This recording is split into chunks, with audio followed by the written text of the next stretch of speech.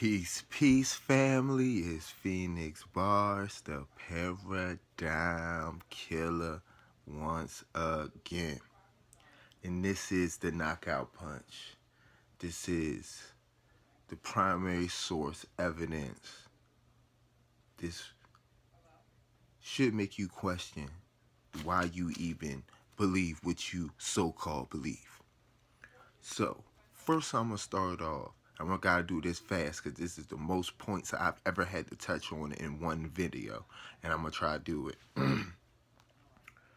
First, we're going to start with King Solomon and just show you how silly what a lot of people actually believe in is. And I hate to say it that way, but that's just how it got to be right now. So King Solomon, his reign was between 970 and 931 BC. His reign was between 970 and 931 BC. Okay. He lived from 110 BC to 931 BC. So he lived from 110 BC to 931 BC. When his reign ended, he died. Okay, we can get into that later. Father David, what I want to touch on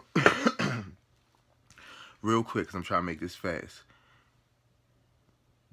What the big fuss to them about King Solomon is he founded the real first united monarch, which is the Kingdom of Judah. It was their first big real shit monarch.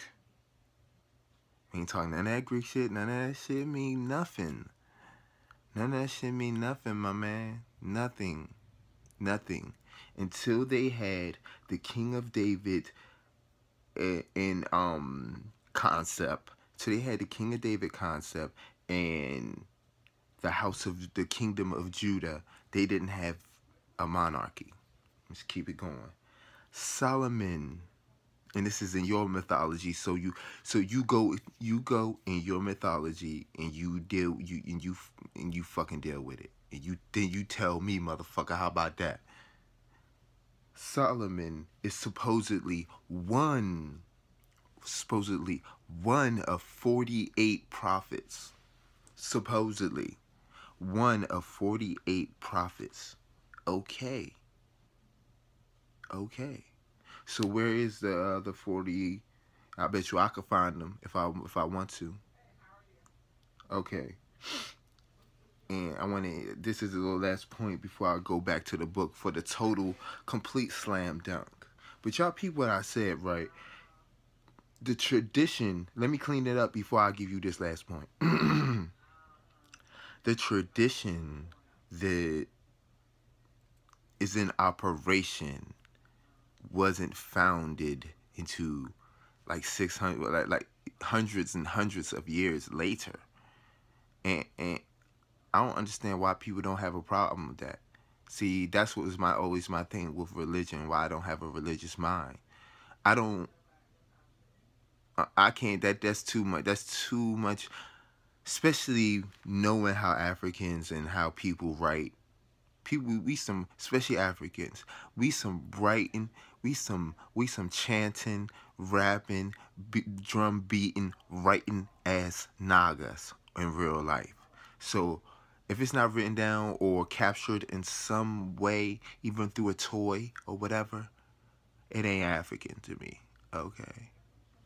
So, but in Solomon is amulets, and medallions attributed to Solomon with his name and likeness or whatever on it is tied to Hellenistic period. And that's just really proving my point. This is the inceptions, around 1,000, around 1,000 BC is the beginning. It's the inceptions of everything you think that you know. Okay. It's the inceptions of everything you think you know. Okay. Now let me get to the book so I can finish this shit, because this shit is deep. It's one thing I wanted to... I'm just going to keep... I'm just going to say fuck it. Let's go. All right, look. Like I said, getting back to Amenhotep III and the Hittites and what happened with the interactions between the clearly pale Hittite usurpers and Egypt, or most likely any tribe or group of people during this time. This is how it was going to go down. Alright, so I'm gonna have to first I want to point out. First thing I want to point out, let me stay on point. They have this text called the Plague Players, and it's deep, and it shows you some kamikaze shit from some Nagas in ancient times. They allowed themselves to be caught as prisoners of war and infected the whole Hittite population. The whole castle got infected from prisoners of war and also some straight up kamikaze shit to get them. You know, and that's how bad these... Because, you know, black people don't get really off no suicide bomber like that shit. Really, we ain't no kamikazes. We really ain't no suicide bombers. So, in ancient times, to see, you know, humans being used as chemical warfare is deep to me. And that's what they're talking about. So, I want to point that out real quick. The next point is...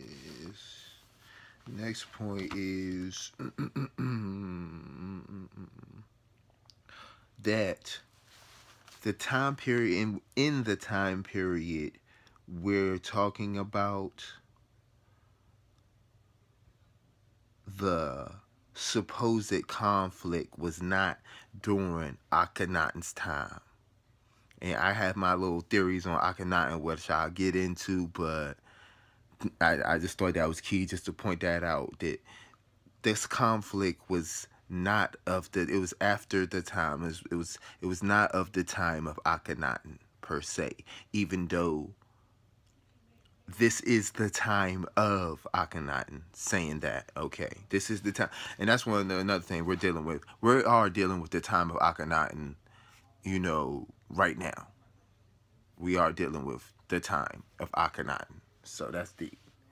And then Syrian War. I just want to throw this out real quick, so for time's sake. Look into the Great Syrian War. The Great Syrian War. Look into that shit. That shit's motherfucking deep. Okay.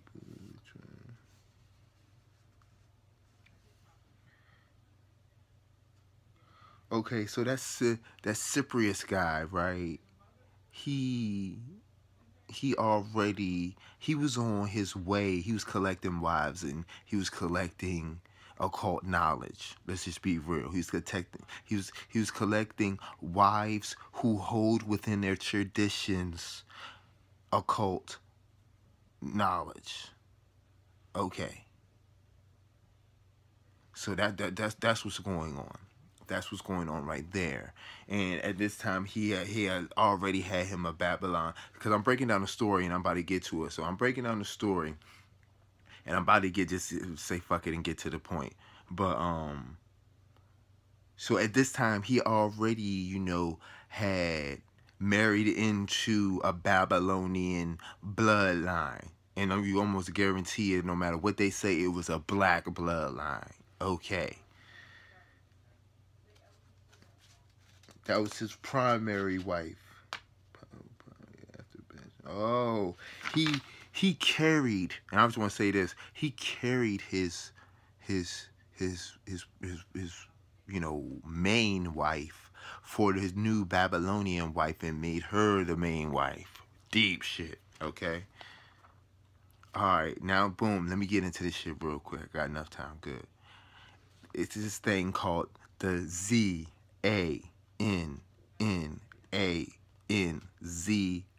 affair.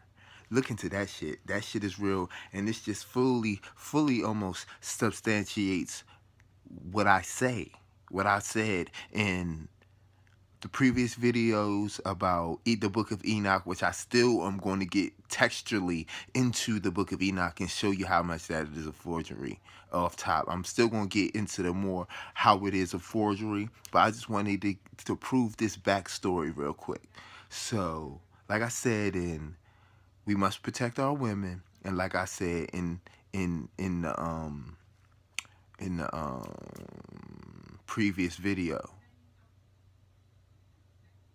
on forgeries, these our women started to fight back. This is a story. This is what I'm gonna say.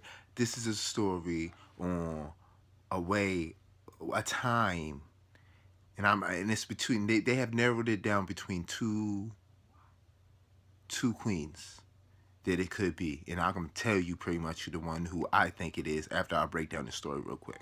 All right, bet. So basically, there is no king, there's no male heir in Egypt at a certain time, and one of two queens, which is either Akhenaten's widow or it's King Tut's widow. Okay, so it's between those two women, those two queens, during the time. They only could be during the time period, and the ones that didn't have male had problems with receiving a male heir, because all that war and all the suitable men were had to fight. That's what people don't understand. Like, it doesn't matter what, the suitable men must fight. So that's just what it is. All right. So it's between those two queens. But basically, I'm just going to end it. I got all the evidence y'all motherfuckers wanted, but I'm just going to hurry up and end this shit and fucking say what I got to say. So this queen, one of the queens of Egypt, sends out word to the family of this fuck nigga, right? And basically asking him for to send her a son so she can marry him. You know what I'm saying? And the Egyptians did not do this. Up to this point, Egyptians did not do this, okay, at all. They did not marry. They were like the only kingdom when this was going on. Like I said, when all these black kings were selling their women, Egypt was not rocking with that. Okay, I'm not saying Egypt's perfect. I'm not one of those thinking Egypt is a utopia type of people. That's not what I'm saying. But I'm saying it's certain things we used to have principles. That's what I'm saying. So, you know, he's going back and forth. He sends an emissary out there to, you know, see, you know, go ahead and check it out. Go ahead and check it out. See, let me know what's really going on. Are they trying to play a game on me or not? He goes out there. Long story short, I don't know if he was bought off, or he was captured, bought off, or what, probably bought off. You know, and they probably put that. Them sexy black women probably put that work on him, and he was like, I'm moving in there. And they gave him an apartment, they gave him a black woman, and he said, man, screw these Hittites. That's what I think, because he convinced the king that it's a good idea to send his son. So before his son even got to Egypt, we got him led. And I think that is a powerful story. Like I said, I can substantiate this, but I think that's a powerful story that one or both of these queens, and the queen I think it was King Tut's wife, because I think that whole King Tut died too young shit, you know what I'm saying? I think that was a hit, and I think King Tut's wife also thought it was hit, and I think this was payback for King Tut. Real talk. So I just wanted to drop that, and that's a nice story that I will be, as you can tell from my little dialogue, that I have plans to, you know, do a little something further with that story. But that shit is powerful. So I just wanted to do that to cap off I am Phoenix Balls. Holla.